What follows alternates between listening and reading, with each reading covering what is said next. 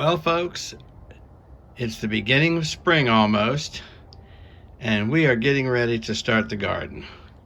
Coming out our side door, this is going to be the path leading over to the other gate that leads out of the building. We had a big special design plan, and we're going to be changing it. I just want to show you what it looks like now. And our nice deer fence, which has worked wonderfully. We even have these solar lights on the top. Very neat. My wife loves them. And then we bought a camellia tree this year. And we're dealing with all kinds of early freeze. So I'm having to cover that bad boy every night. But we had a specialty design for the garden. We're going to go back with 4-foot by 8-foot beds approximately. And I'm just going to show you what's going on as this all develops. So you see what it looks like now.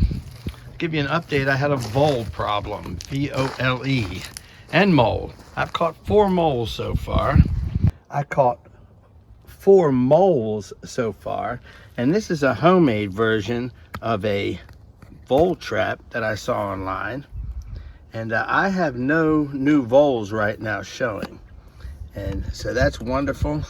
I do have some flowers coming up. Jean, some of these bulbs are coming up. No.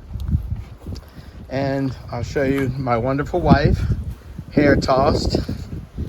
And here's our 8 beautiful chickens that are a real pain. Except for that big bird. Yeah, except where's the big, oh yeah, this big one here, we call it the dinosaur chicken. She's a hen, but we don't know what breed. But all of this straw, my wife just raked back across here because the wind blows straight across. But the chickens love it. Gives them a chance to come out and scratch through it and make believe something's happening. You see them all here right now and being noisy because they think they're getting sunflower seeds. Say hello. Yeah, you guys are just chickens. But this is what the garden looks like right now from down the far end. It's going to be totally different in a couple of weeks, and I'll update you. And one final update, which will probably be disappointing for some, is the quail shed is going to be having a big change because I sold the quail. The birds will disappear tomorrow or Monday. Sold the cages and the birds. That's all coming out, and this will turn into tools. I got rid of it because I don't have anybody that can handle these on a daily basis if Jean and I travel, and we are looking to travel again.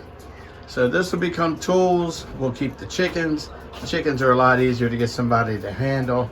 I can put them on I put a door on it with a timer, and I can close it with Wi-Fi.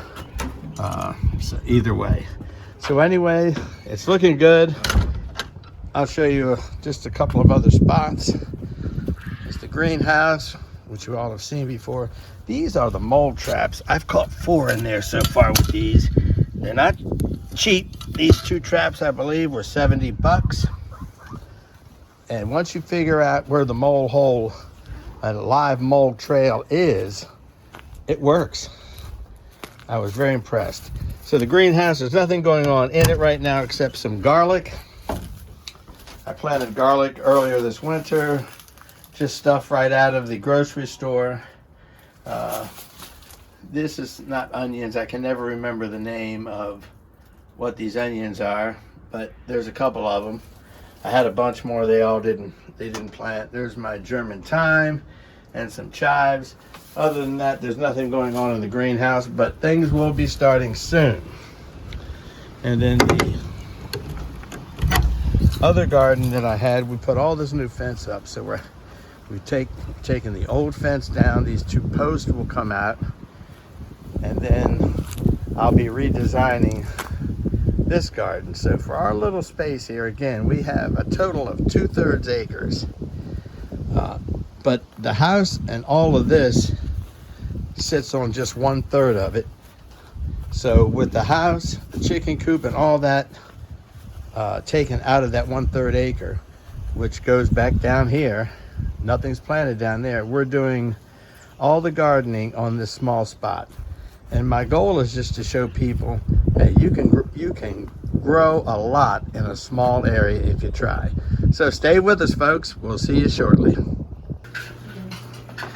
And as a little added bonus, this is the current state of our iHarvest.